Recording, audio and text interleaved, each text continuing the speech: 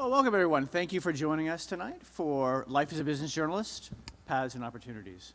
For those of you who don't know me, my name is Jeff Timmermans. I teach business journalism here at Cronkite, and I also serve as the director of the Reynolds National Center for Business Journalism. The Reynolds Center's goal primarily is to build understanding of the importance of business journalism and to help set best practices in the industry. And the reason for tonight's event is we want to share some of the fantastic things our graduates, our Cronkite graduates, are doing in the field of business journalism. Now, many people are under the misconception that you have to know economics to be a business journalist, you have to know finance, you have to know how markets work, you have to even know how to add and subtract. And I think none of that is really true. I've, for example, gotten very far as a business journalist without being able to do many of those things at all. So that's what I wanted to help do tonight with this event. We've got several distinguished people on our panel, and we will be giving an opportunity for questions at the end. And after that is done, we will have a short business news quiz. Please stick around to the very end for this quiz. The winner of the quiz will have the chance to win a brand new iPad Air. And you get to pick your own color as well. I mean, how great is that? However, just for those of you who are joining us on Zoom, you will have to be physically present to win the iPad, and you will have to be a Cronkite student. So please understand that point as well. So without further ado, I would like to turn it over to Susan Lisovicz. Susan is the Reynolds Visiting Professor of Business Journalism, and she will be our moderator tonight. Susan. Thank you, Jeff. It's a pleasure to have you at the helm of the Reynolds Center, which does a lot of important things. I, for one, and I think the panelists would agree that if we had a better grounding in basic personal finance and business concepts, that the world would be a better place. It's a pleasure to have you joining us and a pleasure to talk about something that has meant so much to the panelists and me, given us a lot of professional satisfaction and a steady paycheck. So, which is important. We strive for that at the Cronkite School as well. So without further ado, let me introduce you to our distinguished panelists. Andy Blye is the technology and business reporter at the Phoenix Business Journal, where he covers everything from early stage startups to international tech giants. He earned his master's degree from the Cronkite School's Howard Center for Investigative Journalism in 2020. He previously served in the Peace Corps, and his proudest production is his most recent. He is the new dad to Wes, who was born 11 days ago. Hello. He'll be doing diapers later tonight.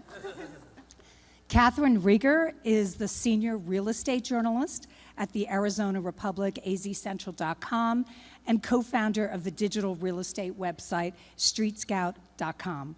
She's covered the Metro Phoenix's housing market for the past 26 years through boom, through bust, recovery, and its current frenzy. Catherine has won multiple regional and national awards for coverage of Arizona's real estate market. She is also a graduate of the Cronkite School, where she also teaches as an adjunct professor. Thanks, Catherine. And finally, Diana, in the screen behind us, joins us from the East Coast. Diana Henriquez is a former senior writer at the New York Times and the author of A First-Class Catastrophe, The Road to Black Monday, the worst day in Wall Street history.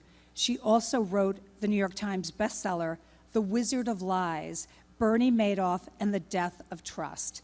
In 2005, she was a finalist for a Pulitzer Prize and won a George Polk Award for her series exposing financial ripoffs of young military consumers. HBO released its film-length adaptation of The Wizard of Lies with Robert De Niro starring in the title role and Diana playing herself. She is currently at work on a new book on the New Deal's pioneering regulation of Wall Street. Thank you, Diana, for joining us. Delight to be here, Susan. Thank you. It's a pleasure. Or to be here virtually, at least. Yes, and well, you know, it is, I think in the 80-degree area here, so that's a Oh, be little bit quiet. warmer than Hoboken, New Jersey, right? Not. So let's start with a basic question, because so many of us were accidental business journalists. So let's just go down the line and find out how you got into business journalism. Was it an accident, or was it something that was a focus in your career? Let's start with you, Andy. Well, hello, thank you again. I came to journalism a little later than maybe most people. I did my undergraduate degree in business marketing, and then I went off with the Peace Corps. I frankly did not love business. I was intimidated by a lot of the scary math concepts, but I liked marketing enough, and I came to the Cronkite School after I was in the Peace Corps to study investigative journalism, but once I was here and getting used to being a journalist at all, I realized I did like business, and I was familiar and comfortable with it, maybe more so than some of my classmates. And I had the opportunity to intern through the Dow Jones News Fund internship at the Phoenix Business Journal the summer of 2020, and I didn't mess up too bad, so they hired me full-time when I graduated that fall. So I wouldn't say I sought it out really, but it was I was comfortable enough and interested enough, and the path opened to me, and I had to take it because, you know, I realize now how many different things you can cover within business, but it took a little bit of getting over that, like being scared of numbers feeling before I got into it full time. Catherine? I was at Cronkite and didn't specifically have an interest in business, and I went through the internship process where you interviewed, and the Business Journal had an opening, and I really clicked with the editor and interned and then stayed on for the rest of the year, and I graduated in 1990, and you won't remember that, but the economy had dropped out. The real estate market was crashing, everything, and I got a job at the Denver Business Journal, and I think I was there weren't any business classes at the time to take. I think I was the only, in the classes, we had a smaller class, the only student graduating that spring who had a full-time job. And so it was a great, great opportunity. Then I came back to the Phoenix Business Journal and covered different beats, banking, which is yours too, tourism, and the Republic was looking for a business real estate reporter, and real estate is a local beat, and I had that experience and jumped in and loved it and learned along the way, learned to do earnings, learned to look up real estate records, and that's one great thing, you know, the Business Journal with the research you do, and that was what I did, the list. You just learned so many ways to track and research, and it was a great learning experience, great publication. Baptism by fire is Yes, what I'm yes, hearing. yes. And the same applies to me as well. Diana, how did it happen for you? Well, I kind of got pulled into business journalism by following a story. I was working as a baby investigative reporter for the Trenton Times in Trenton, New Jersey, and I got a tip that involved the state's housing finance agency. Now, it was a revenue bond financed agency, as most housing finance agencies are, and I didn't have the slightest clue about how it was financed. So in the course of trying to follow that story, which I'm pleased to say actually sent some people to jail, I had to learn how the municipal bond market worked. And that allowed me to explore markets in general. I remember my first encounter with a bond offering statement. Susan will laugh at this, but it was love at first sight. I mean, I looked at this 145-page onion skin document, and I said, I just can't believe that they tell us this much. You know, when you're working, it was a breakthrough. So that led me into the world of markets, and I just loved it. I had an affinity for it. I had a great interest in it, and stayed there from then on. You know, I also stumbled into business journalism. I was a general assignment reporter at CNN, and there was something called CNBC. And I fell in love with it because of regular hours, too. Monday through Friday. What a concept, and some great assignments as well. So let's talk about that, because so many people think that all you are doing is looking at these 145-page reports that are a treasure trove, but will make your eyes cross. Let's talk about some of the fun, exciting things that come with business reporting, starting with Andy.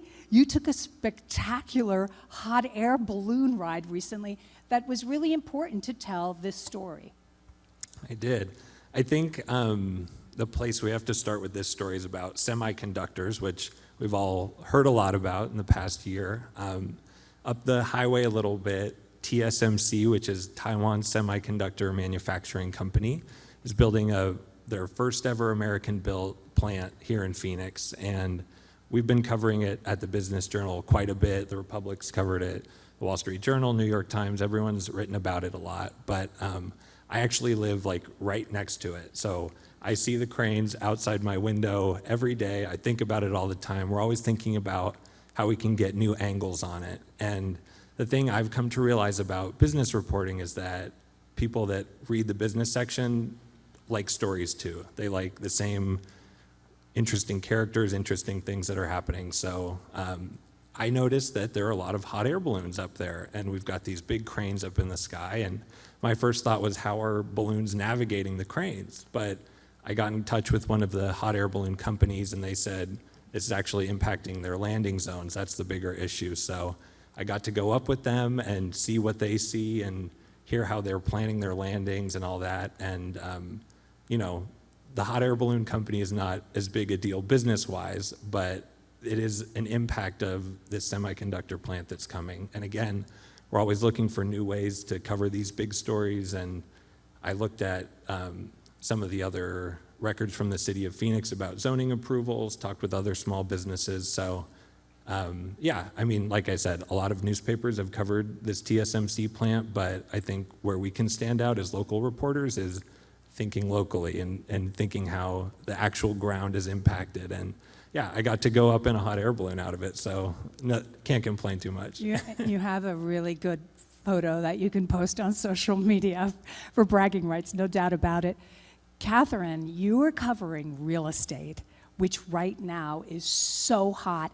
And I know that there are a lot of bad things about it, but let's just start with one of the recent headlines that I found with your byline about the $6.5 million mansion with a man cave and a huge wine cellar. I'll just leave it at that, and you can continue. My husband is probably laughing about this right now. He's in a Cronkite grad too, and he's an audience because I started that feature, we called it Done Deals. Eric Johnson was my editor, who's up here at Cronkite, 21 years ago, and it's because we have public real estate records, so you can look up these records, you can find out, and when you dig deep into them, you can find buyers. And I'll give a great example of one story.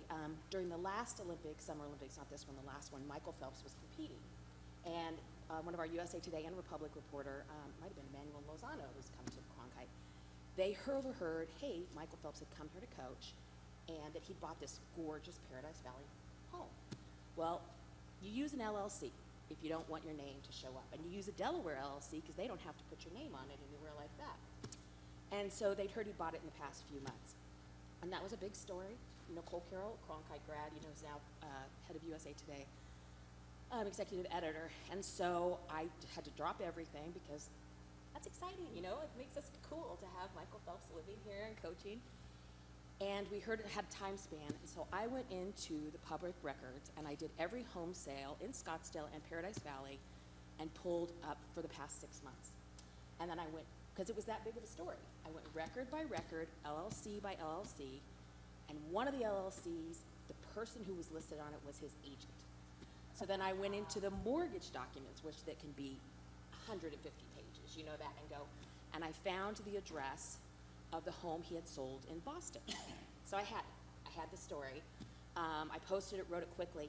It got about 3 million views because AZ Central and then USA Today, which owns just their second biggest paper, and every other paper picked it up, and every TV station. And so it is a lot of investigative reporting, and knowing those things. And the same thing happened with Alicia Keys and how cool are we? We had Alicia Keys living here, and going through those LLCs, and they're very popular. So, but I do sit down sometimes and go, I'm an investigative business reporter, and I'm in here writing about $6.5 million homes. But those stories are so popular. So popular, and the thing we know this, engagement, and it drives our readers. It may not be what we specifically want to write about, because I write about evictions and rents climbing too much and first-time buyers getting shut out, these really important stories for our economy and for our growth. But those stories on those home sales with the photos get so many views. I was on vacation last week, and I got back on my email. I had 20, then we didn't run the feature of the top 5 home sales. I had 25 emails from people saying, is this going away? Are we coming back? And I'm like, no, I'll do it again this week. And, we've seen such fluctuations. I mean, it was only a decade ago where this was, maybe not even a decade ago, where this was one of the rock bottom markets in the country when the housing market collapsed. But you talk about celebrities, and so let's go to Diana. Diana, I'm just going to completely run this for you. How many people who have never acted before get to do their first acting role playing themselves in an HBO movie opposite one of the greatest actors of all time, Robert De Niro? And HBO, which adapted your book, The Wizard of Lies, Diana, actually has a trailer devoted to you and how important you were to this project. So Diana, if you don't mind, we're just going to roll a little bit of it just to showcase this. The journalist in the movie is, in fact, the journalist. We have her playing herself. She's terrific. She was essential to the whole project. I do like jousting with you. I'm not jousting with you, Bernie. He dropped out of Bob De Niro's head and dropped into Bernie Madoff's head. It was surreal. You seemed so trustworthy. Yeah, but there's a lack of honesty on their behalf and unwillingness to take responsibility for their behavior. You're investors? Yes. It takes a lot of chutzpah for you, of all people, to say that. Look at you, the essential Diana Henriquez. Just give us some context of what it was like to do that. Well, it was a once-in-a-lifetime experience. I feel like it was kind of like a chapter out of someone else's memoir that dropped into my life. But my involvement with HBO really began as a consultant to the project. And I have to say, I'm probably the only happy adapted author in the universe. HBO did a lovely job adapting that book and kept me involved and consulted with me in every way that you could have wished. But I never, ever, ever, when I started the consulting work on the script, expected to wind up playing myself. In fact, until the final version of the script, there wasn't even a character in the script called Diana Henriques. In the final version that I saw when when Barry Levinson took on the project, there was a character, and then we started having lots of neat dinner party conversations about who would play me. But I had a long coffee date with Bob De Niro in New York in advance of the shooting, and he felt very comfortable with me and felt that it would be fun to try. I have to say, I had to screen test. I had to audition to play myself, which is a very weird experience. I wondered what would happen if I flunked the screen test to play myself. I mean, I can't do a convincing version of Diana Henriques. So, but it went well, and it was just the experience of a lifetime. I was like a kid in a candy store. I have to say that as thrilling as the personal experience was, I mean, working with De Niro, watching one of the great actors of our age create a character right in front of my eyes was quite thrilling. But as a writer, even more consequential for me was working with the screenwriting discipline. I worked with a series of 3 screenwriters who worked on the script for Wizard of Lies, and I probably learned more in the course of writing with them, working with them and watching their outcome than I had learned in my previous years trying to master writing. So it was transformative, really, for me as a writer to be involved with the project. It's actually a very good movie, too. I encourage you all to watch it. It's a fantastic movie. I saw it and I tweeted about it that night that I know the woman who's playing herself. But Diana, I just want to point out to the students who are here in the room listening to this that this came about through beat reporting. You It had the did. first prison interview with Bernie Madoff, who was convicted of this horrible scheme, Ponzi scheme that cost billions of cost investors billions of dollars.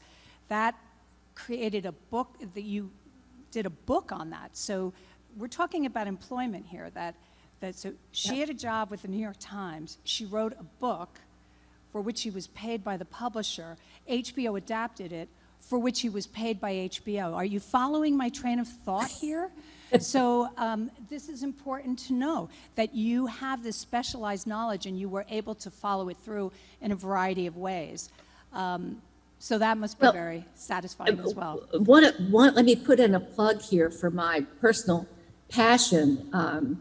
I slightly disagree with Jeff that you don't need to know numbers to be a business journalist, but I absolutely urge you, even if you don't know numbers, learn history. One of the reasons I grabbed the Madoff story was that I knew who Bernie Madoff was. And I knew who Bernie Madoff was because I knew the history of the formation of the NASDAQ market. And he was intimately involved in that. He was not a household name the day he was arrested. I spoke with Jules Kroll, one of the great corporate investigators, a couple of days after the arrest, and he said, I'd never heard of the guy. Who is this guy? Now, in the backstage plumbing of Wall Street, he was a household name, but he was not involved with retail. So I credit the fact that I had studied the minutes of the last meeting, so that when the news came across the wire that he had been arrested, I immediately connected, whoa, three-time non-executive chairman of NASDAQ, arguably one of the founders of NASDAQ, has been arrested for securities fraud. This is a big deal. I grabbed the story that night and I never let go of it. I got an enormous amount of help from my incredibly generous New York Times colleagues, but it was my story from that day. And if I hadn't known, if I hadn't had that depth of historical knowledge about the development of the market, I would have missed it. So, I would urge you, do numbers too, but certainly do history. Learn what's happened in the world of business before you got there, because it can pay extraordinary benefits. Yeah, and the NASDAQ, for those of you who don't know the markets as well as Diana, which is all of us, the NASDAQ is a place where a lot of startup companies that get very hot, that's where they get listed. So a lot of tech companies will be listed at the NASDAQ. And so there's been a lot of volatility as well with the NASDAQ. Diana, you bring up a good point, though, about numbers. So you say no history. It just sounds like just good reporting, just being aware of things that are going on, consuming lots of information. Andy, what would you say? What's good preparation? These students are here at the Cronkite School. There's a lot of resources that they can tap into. You're a graduate. What would you say? I think it's a great point, especially for, I'm 27. I feel very old looking at some of you. Just reading yeah.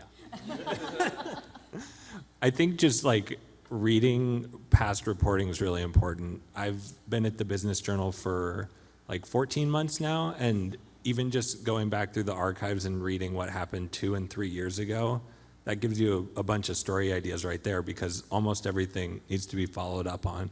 And then it can be tedious, but just never turning your reporting brain off, I think, is also an important thing. You obviously have to, prioritize your mental health, and you can't be thinking about journalism all the time. But I'm, driving down the freeway, I see a new billboard. I'm like, what's this company? I haven't heard about them. What industry are they in? Kind of thinking like that. because we all interact with businesses all the time, but I think it just takes a little change in your brain to say, how can this become a story? And everything revolves around money, ultimately, yes. right? Everything, the arts, nonprofit, politics, things like that, Yeah. what we buy. So, Catherine, what would you say if you could do it all over again? You're doing pretty well. What would you advise students to tap into? That's good. And since I teach 201, and I see some of my students here, I'm very happy to see you here. One of the things you have to learn is math. I mean, you have to learn math, and they didn't teach that when I was here, and I'm really glad that's set up in the classes because it's for all kinds of journalism. It helps a lot. And I agree with Diana on the history. I was going to give a couple examples because I was thinking of the great things about being a business reporter. I have interviewed 2 presidents. One wasn't a president yet. It was Donald Trump. It was 2004. He was in town, and he wanted to build a high-rise at 24th Street in Camelback. And there was huge pushback about it. He came into town. His public relations people got us down there, and we met him at the Biltmore and sat down and talked to him about it. He got voted down. They wouldn't change the zoning for him, so he did not. There's a tower, and when he came to town, when he was president or campaigning, that came up.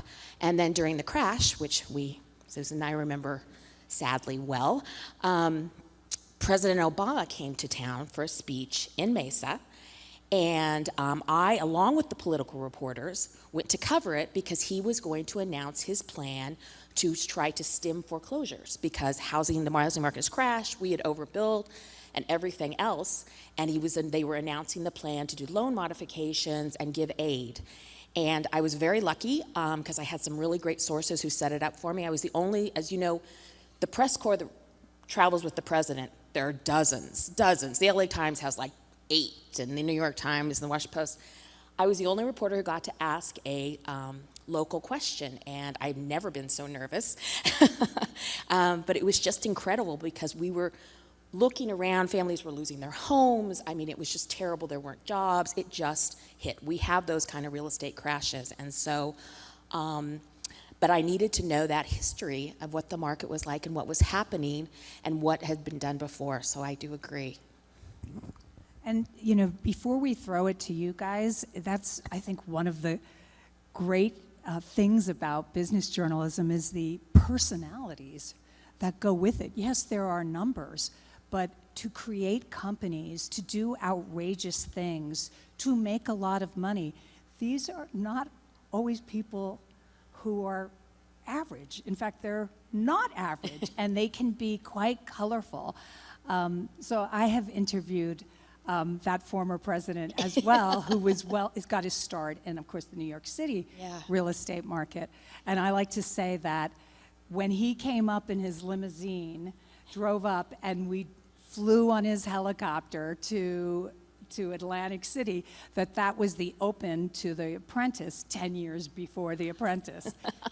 He likes, things in a kind of a big way, whereas somebody like Warren Buffett, who I've also interviewed, drives a car that he's had for a long time, and he lives in the same house that he's had for about 50 years, and he is very funny. And this is a picture that we have where he's a legendary investor, a billionaire investor, and it was his idea after an interview to pretend he was telling me a hot tip for stock. And of course I played along and pretended that I am now the next billionaire because of what he told me. But that's part of his character, and we get to meet them. And so you have both of these in your reporting. You have the numbers, but you also have the personalities that drive them, and it's really a lot of fun. So with that, I am going to throw it out to you because I have hogged up enough of your time. So anybody who would like to ask a question, please approach the mic and fire away. If there's a specific, journalist that you'd like to throw it to, please mention that. Don't be shy. Come on, here we go. Hi there. So one question that I was thinking about was, do you guys find it, and this isn't to anyone in particular, but do you guys find it easier to report during economic hardship because there's just so much going on? Or do you find it easier to report during more prosperous times, maybe like a couple of years ago when everything started like coming back up way before COVID? But yeah. What's your name and what's your track here at Cronkite? Oh, so my name's Jack. It's my third year, and I'm a double major with broadcast journalism and meteorology. But I just find business journalism very interesting. Who wants to take a crack at it? I could start because of the real estate market. And my husband will attest, during the housing crash, it was so hard, so hard. You're talking to families every day losing their homes. They can't keep their pets with them. They don't have jobs. They don't have money to pay for gas to come in. And, you know, the evictions during COVID, just heartbreaking, and what we're seeing now. And I carry it. You carry it with you, and you do this. But then again, at the same time, we have this weird market where home prices are just soaring. Rents are soaring, as you see, like $800, and you're talking to people who are spending $100 of their income. So it's much easier for real estate here in Metro Phoenix for good economic times, but it's so important to be there on the front lines covering it during the hard times. And so I've been very grateful to cover, you know, Metro Phoenix is a real estate growth town. We are, you know, that we look at grow. We had the biggest population growth probably of any city last year in the country. So harder, but I like to have a drink or two at night during those times. Yeah, I would agree. I think it's an unfortunate reality is that sometimes covering private companies, especially, we're at their mercy. And if they don't want to talk, sometimes they won't. But in good times, they do want to talk, and they'll talk about how great they are and how great their products are, that kind of thing. So on one hand, you get better access sometimes when the economy or a certain company is doing well. But on the other side, if things are not going as well, those are, again, like the more important stories that we have to work a little harder to get. But I think, you know, for reporters, that's like a good dangling carrot for us to chase, right? Like, we know just because there's harder access, that doesn't mean we're going to give up, right? So, like locally, recently, I was trying to get in touch with companies in town that had Ukrainian employees or people living in Ukraine at least, and it was very, very hard to get in touch with them. They would tell me like kind of a blanket statement, but I just kept trying and finally got through to one company and could build up a story from there. But yeah, I mean, there's blessings and curses to either way the economy's going. Diana? Well, my focus has been mostly in the area of white-collar crime and corporate misbehavior, and sadly, that occurs in good times and bad. So it really, that's not a factor that affects me. My work is really more driven by regulatory appetite. You know, it does no good to lift the lid on a corporate scandal if you have a Congress and a regulatory machine that doesn't care. You know, that nothing happens. Yes, you've informed the public, but there's no real accountability. So my work is more driven by the political climate with respect to holding business accountable than it is to the economic climate of whether times are good or bad. I just want to say that I have found that in business reporting, yes, that companies and individuals don't want to comment, right, when their stock is tanking or they've been accused of some possibly criminal behavior. But if you have a relationship with that company or the people at the top, that has really helped me because you have a track record with them. And so if they're going to talk, they may talk to you. And I found that's really been helpful. Thank you, Jack. That was a great question. Yeah, it was. Really Thank you. appreciate it. Who else has got a question? Hi guys, my name's Austin. I'm a grad student here at the Cronkite School and a grad assistant at the Reynolds Center.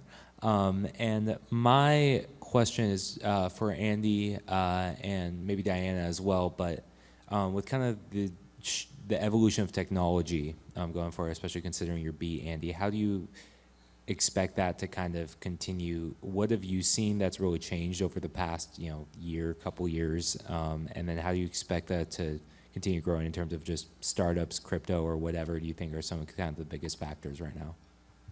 I think in my reporting, again, I haven't been a reporter for that long, but I get a lot of pitches. Everyone is realizing they are a tech company in one way or another to varying degrees, right? Some people are like literally building software, and that's a traditional definition of a tech company. But recently I was talking to a furniture maker, and they're all e-commerce, so that files under a tech company as well. So I think especially during the pandemic, everyone realized they are somewhat or completely reliant on technology.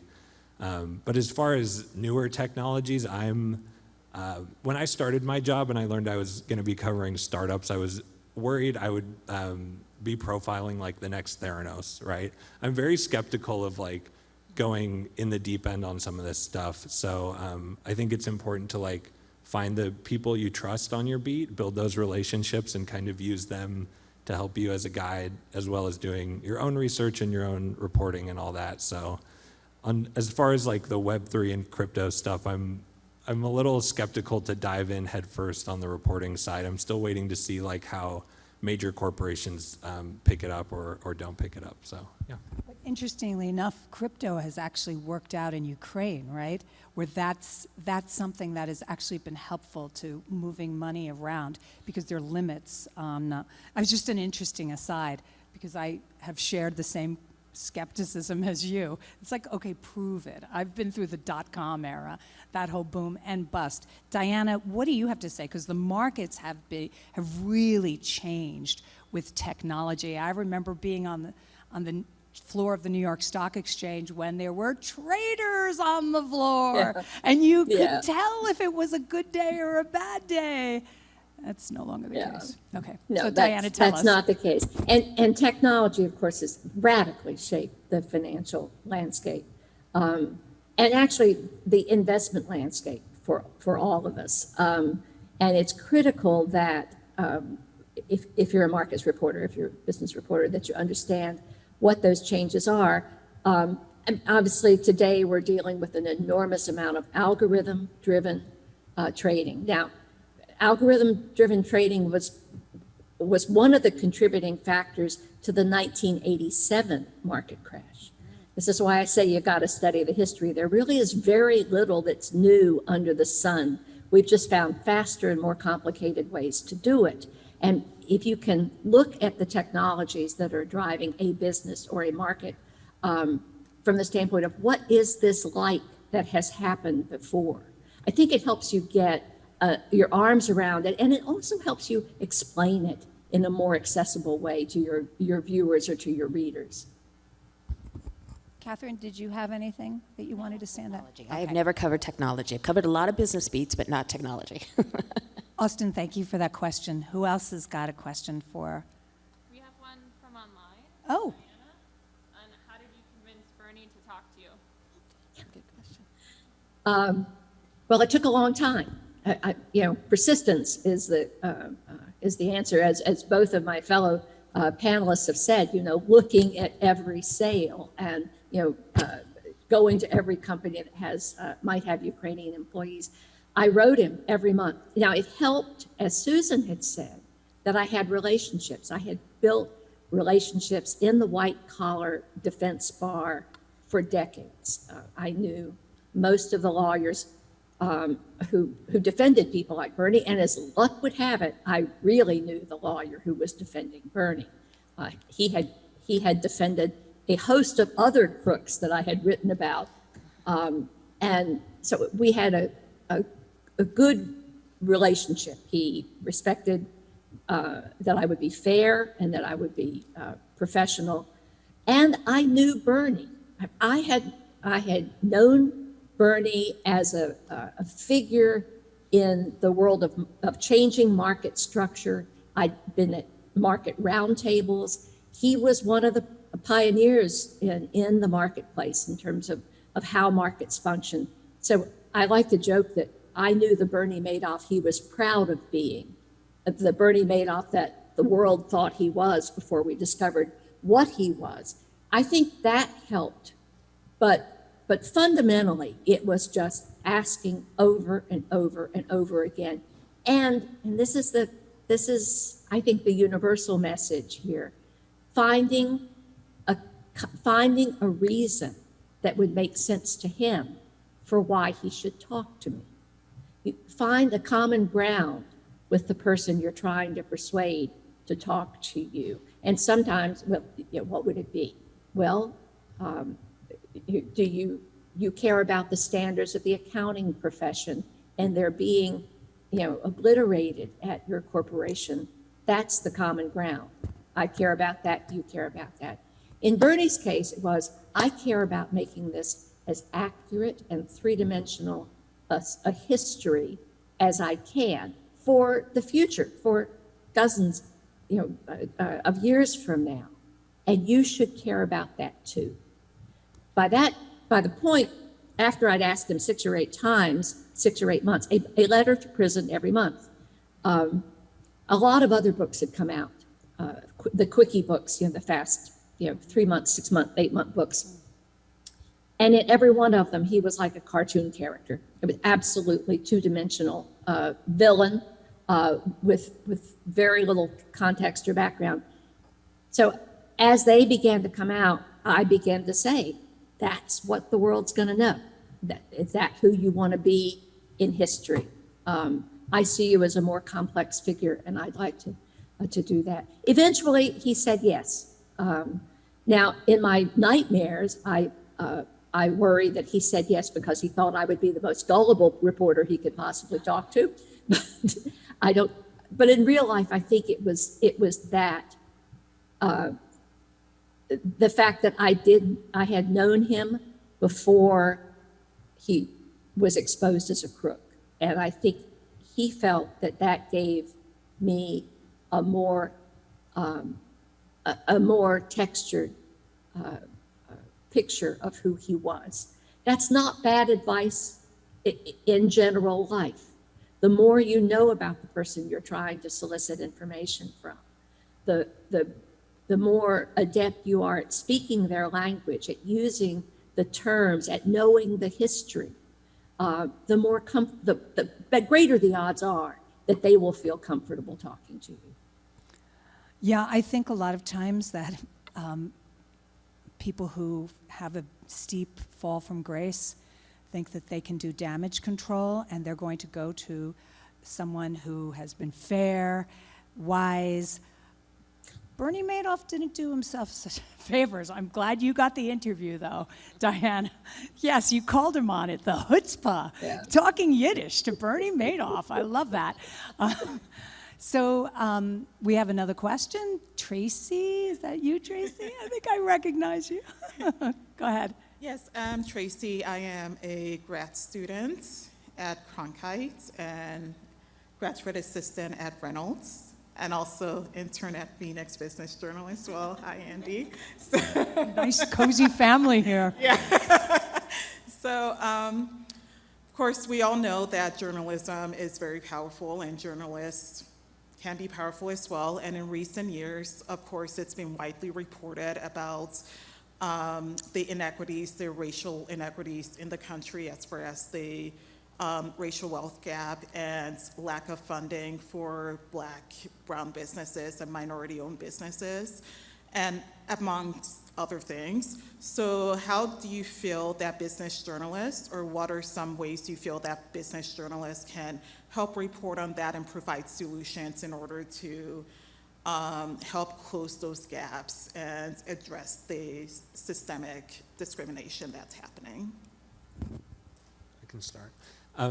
This is something I wanted to talk about, so great question. Thank you, Tracy. I think business journalism, again, we've said it over and over, it can be stereotyped as like scary math problems, but I think you can take business journalism and apply it to like any social cause that people care about or that you might care about. I've written about startup founders of diverse backgrounds and how they get much less money than founders that look like me as white men. I've written about climate change, not as much as I'd like to, housing, water, anything you can think about. There's money and there's business interests involved as well. So I think it's easy for business reporters maybe to forget that, but you can apply the scrutiny of a business reporter to any topic that you're interested in, social stuff as well, so yeah. I absolutely agree. And with real estate and housing and the racial inequities, I mean, it's a huge problem, and it started back with redlining, and something I'm actually looking at now, and the Morrison Institute did a report on, and still looking at those neighborhoods, and particularly South Phoenix, and the amount of fewer loans happening there, and you can't build that wealth. You can't build that wealth, and with home prices now, you can't get in a first time, and we're looking at evictions, and we hired the racial inequities there, and the neighborhoods. It's my partner, who was a Cronkite grad too, but younger, Jessica Bain. We are on an Arizona Community Foundation grant now covering housing insecurity, and this is a big part of it, and it's, we've got to do something about it and the change. And so we're coming in at it from that, looking at the data on mortgages, evictions, rents, and what we're seeing at that, and incomes, and the problems there. And it maddens me that we're not past so many of these things. When banks had to start disclosing this, 30 years ago was one of some of the first stories I saw. And so we need to work a lot harder, and I'm trying to work a lot harder, and I really am right in the middle of a project on this. And so if you ever want to talk about it, we are competitors, but I started the Business Journal, so I am a big supporter of the Phoenix Business Journal, subscribe, everything. But yeah, but I feel more hopeful than I did 20 years ago, if that makes a difference. Thank you. Diana, I know you're ready. Go. I am ready. Well, I just wanted to broaden that wonderful question a little bit to kind of suggest that every journalist has a responsibility, whatever you cover, to be intentional about broadening your base of sources. If reporters tend to know what their sources know, and if all of your sources are white guys who went to Yale, you're just going to know what white guys who went to Yale know. So it's imperative, it's incumbent on each one of us to work hard at developing as diverse and experienced and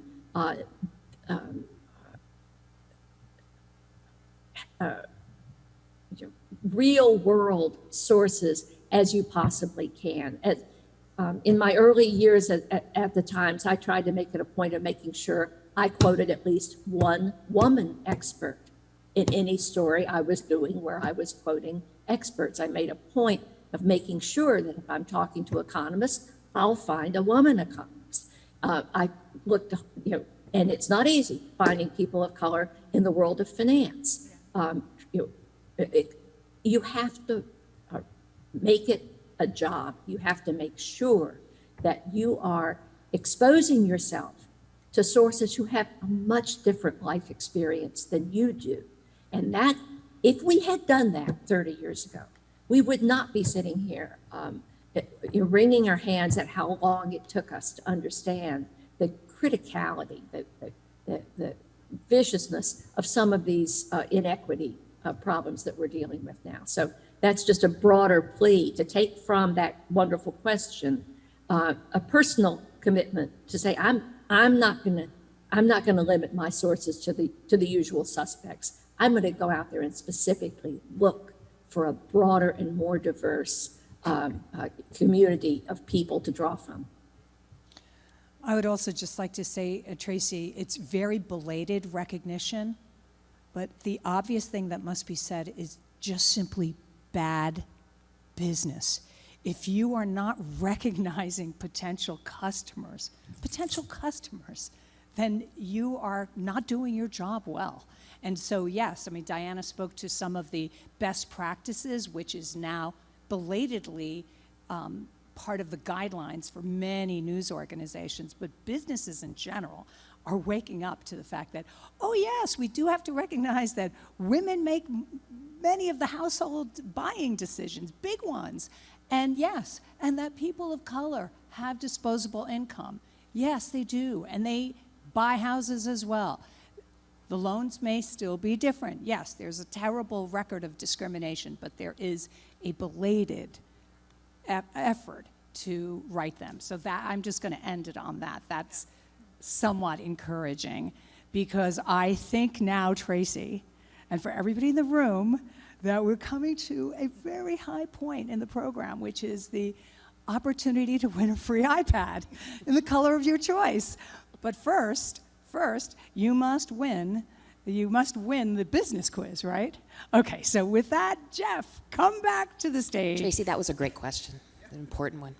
Well, thank you guys very much, Catherine, Andy, Diana, and of course Susan, for a fantastic discussion, insightful, lively, and a lot of food for thought there as well. And I learned stuff, so I hope all of us learned something there too. And I promise you, Diana, I'm going to work on my math skills. I promise you that going forward. So we're going to now do a short trivia quiz on business and financial topics to see how much you guys know. The winner, as Susan has said, will get a free brand new iPad Air in the color of their choice. But you do have to be physically present in the room, and you do have to be a Cronkite student. So sorry guys, sorry. Not alumni don't count. I'm sorry. I know. I can't win either. So what we're going to do is on the screen you'll see a QR code right here. If you scan the QR code with your smartphone camera, or you can also visit slido.com and type in the code 222230. You'll get to the quiz that way. Those of you who are joining us on Zoom, feel free to participate as well, see how well you do. As we're waiting for everyone to join, we'll see their names pop up on the screen there. I'll just give you a quick overview of how we're going to go about this. There are 10 questions. There are multiple choice questions. And the goal here is not just to get the answers correct, but to do so as quickly as possible. So you're not going to have time to Google the answer. You're going to have to know it right away, or take a wild guess. And of course, the winner is the person who gets the most answers correct in the shortest amount of time. You will have 30 seconds to answer each question. And I think if we're ready, it looks like we've got a pretty good number of contestants here. Got 21 contestants. All right. Well, let's start the quiz. Question 1. Are we ready? Question 1. I'm going to give everyone just one more minute because people keep joining. Oh, okay. 24. Wow, this is great. Wow. All right. I want to go help. 10 more seconds. 10 more seconds. Right here. You will not be giving. All right. You have a few more seconds to join. If you're going to do so, please go ahead. All right, going first. All right, now we're at our first question. Wow, it's a little bit small there. You can read on my screen. Yeah, oh gosh, I didn't have my reading glasses on. Which scandal-ridden company invented a performance metric called community-adjusted EBITDA to make the company appear more successful? EBITDA is a horrendous acronym for earnings before interest, taxation, depreciation, and amortization. So you have 4 choices there: Theranos, WeWork, Enron, or Nikola. Okay, it's loading. Here we go. And the results are in. Theranos at 36%, WeWork at 23%, Enron at 36%, Nikola at 5%. And the answer is WeWork. WeWork. They did invent their own metric. They made it up, and they claimed that a lot of the expenses they do on promotion were not really expenses at all. So well done there. Oh, and now we have a leader. Italia Caro. All right.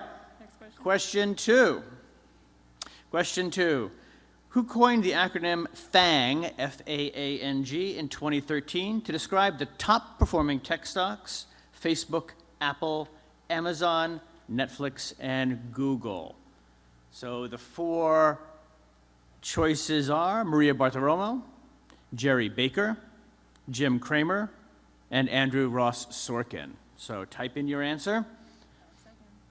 You got 5 seconds left. 4, 3, 2, 1, and let's check out the results. Okay, Maria Bartiromo, 4%, Jerry Baker, 16%, Jim Cramer, 52%, and Andrew Ross Sorkin at 28%. The answer is Jim Cramer. Well done, guys. Good one. Interesting that term has now been changed. He changed it to MAMA, M-A-M-A-A, for Meta, Alphabet, Microsoft, Amazon, and Apple. So who's your mama? Well, you got the answer right there. All right. And Italia is still in the lead. Wow. Excellent stuff. Getting to be a good contest here. So, question 3. The Securities and Exchange Commission EDGAR tool will let you look up a company's recent filings, all its information publicly available, their earnings, and every other major event. You can search by using any of the following except, and the choices are company name, CEO's name, ticker symbol, or CIK number. Which is the answer? You've got 8 seconds remaining. 5. Type in your answer, and let's check out the results. Okay, company name 4%, CEO's name 38%, ticker symbol 33%, CIK number 25%. Nice even split there, and the answer is CEO's name. Well done, guys. Excellent. I hope you all have experience in using the EDGAR tool. It's a phenomenal database that allows you to see tons and tons of information about a company. This is legally required, so oftentimes things they don't want to disclose are actually in these documents if you know where to look. All right. Oh, and now new leader Janice is taking the lead. Whoa, very exciting. All right. Now, question 4. What equity sector or what industry does well during inflationary periods? And of course, we're in an inflationary period right now. The choices are technology, consumer discretionary, communications, or energy. Technology, consumer discretionary, communications, or energy. You have 10 seconds left to put in your choice. So not all industries are hit hard by inflation. Some actually are counter-cyclical. That's tough to say. So the results are in technology at 35%, consumer discretionary 22%, communications 22%, and energy at 22%. Which one do you think it is? That's one of them. What do they think? What do you think? What do you think, guys? Susan, here's your chance. Counter-cyclical. Well, I'm sorry, Jack. I'm sorry, Susan. The answer is energy. Okay. That should shake things up a little bit. Let's find out. Let's find out. No, Jennifer's taking the lead. Wow, this is exciting stuff. Lost our perfect scores. Excellent, excellent. Okay. Question 5. Who owns the Wall Street Journal? News Corp, Jeff Bezos, Patrick Soon-Shiong, or the Gannett Company? So you have 4 choices there. Who owns the Wall Street Journal? And of course, the ownership of the Wall Street Journal changed hands in 2007. So this is the new current owner of the Wall Street Journal. News Corp, Jeff Bezos, Patrick Soon-Shiong, or the Gannett Company. You have 3 seconds left. 2, 1. And here we go. News Corp at 43%, Jeff Bezos 13%, Patrick Soon-Shiong 9%, and Gannett 35%. What is the answer? News Corp. Of course, News Corp controlled by Rupert Murdoch. Jeff Bezos, we know, I hope, owns the Washington Post. Patrick Soon-Shiong is the owner of the LA Times. And Gannett Company owns, well, a lot of other newspapers around, but not the Wall Street Journal, not the Wall Street Journal. Excellent. All right, question 6, moving along. So, wow, Jack is taking the lead. Damn, cool. All right, question 6. Dow Jones, the company Dow Jones, which used to own the Wall Street Journal, well, I guess it still does because News Corp owns Dow Jones. What 2 people gave Dow Jones its name? Franklin Dow and Charles Jones? William Dow and Charlie Jones? Charles Dow and Edward Jones? Or Edward Dow and Franklin Jones? Lots of Dows and Joneses in that question. Wow. All right. So, we have the results. Wow, we have the results already. That's fantastic. And at 30%, Franklin Dow and Charles Jones. 10% thought William Dow and Charlie Jones. Charles Dow and Edward Jones at 50%. And Edward Dow and Franklin at 10%. And wow, very impressive. 50% got that one right. It is Charles Dow and Edward Jones. I bet you don't know the third guy who was actually the founder, along with Dow and Jones. Charles Bergstresser. See, that next time, that'll be the trivia question. Remember Berg stressor, okay? Excellent. And who's our leader now? Jack Wu, still in the lead. Oh my God, 4 out of 6, fantastic. Jennifer, Janice, and Natalia still in the running. All right, question 7. We only have 3 questions left. Name 2 companies that were part of the meme stock mania last year in 2021. The choices are GameStop and Disney, Tencent and Netflix, AMC and GameStop, or Disney and Tencent. 2 companies that were part of that meme stock mania. Lots of people made money. Even more people lost money in this mania. Okay, time is up. Let's check out the results. GameStop and Disney at 10%, Tencent and Netflix at 10%, AMC and GameStop at 76%, Disney and Tencent 5%. Wow. Pretty impressive. People have been paying attention. Fantastic. Yes, excellent. Good job. I hope none of you actually invested any money in these shares. Please tell me you did not, okay? No? Okay. And who's our leader? Jack's still in the lead. Oh, boy. Oh, boy. Jennifer and Janice, pretty close in the running there. Okay, 2 more questions left. Question 8. 3 more questions. Oh, yeah, I can't count. See, I said I was going to work on my math skills, and I really need to. Sorry. My God. Thank God Julianne is here to correct me when I say these things. Question 8. Jimmy Sony's new book, The Founders, chronicles the origin of which major e-commerce company? And the choices are eBay, Cash App, Amazon, or PayPal. You have 5 seconds left to enter an answer. All right, time's up. Let's see what the answer is. eBay at 20%, Cash App 5%, Amazon at 20%, and PayPal 55%. There's clearly a majority ruling here. And indeed, PayPal is the answer. Well done, well done. I can see some excited faces, the iPad almost within your reach. And now Jennifer's taking the lead. Oh, Jack, I'm so sorry. Still in the running, still in the running. Janice, number 2, Jack, number 3, Zoe at 4, and Mackenzie at number 5. All right, let's see. Question 9, the penultimate question. Which of these factors is least likely to affect the stock market? You have a lot of choices in this one. Natural disasters, inflation, annual leave, the holiday of the CEO, labor strike, terrorist attack, or changes in oil prices. Lots of choices here. What are you going to pick? You've got 10 seconds left to enter your response. Think carefully. This is the second to last question. And now, time is up. Let's see. How are we doing here? Annual leave of CEO, 85%. Again, we're getting some nice consensus here. That's the wisdom of the crowds, right? Natural disasters, 0. Inflation, 0. Labor strike, 0. Terrorist attack, 10. And changes in oil prices, 5. Let's see if the majority was correct. And they are. Well done. Well done. And now Jennifer retains the lead. Janice and Jack closing in. Zoe, number 5. And Mackenzie at number 5. The last question. Question number 10. This famous economist has been wonking out for the New York Times since 2000. Thomas Friedman, Paul Krugman, David Brooks, or Maureen Dowd. Which is it? This is your last chance at the iPad. You have 15 seconds to consider your answer.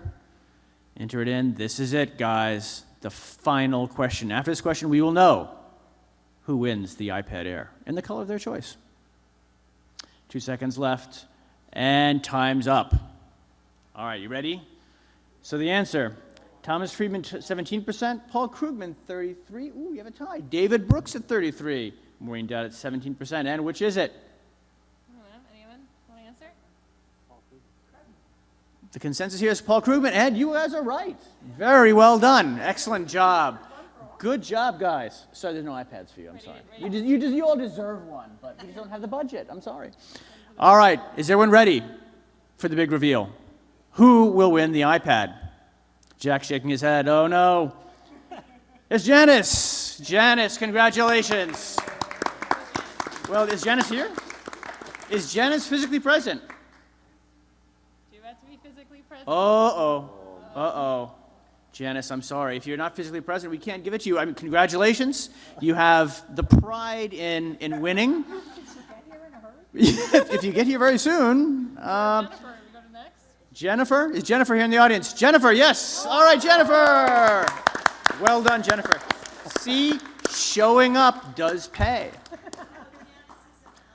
Oh, Janice is in LA. Oh, Janice. Well, well done, Janice. Fantastic. I mean, congratulations.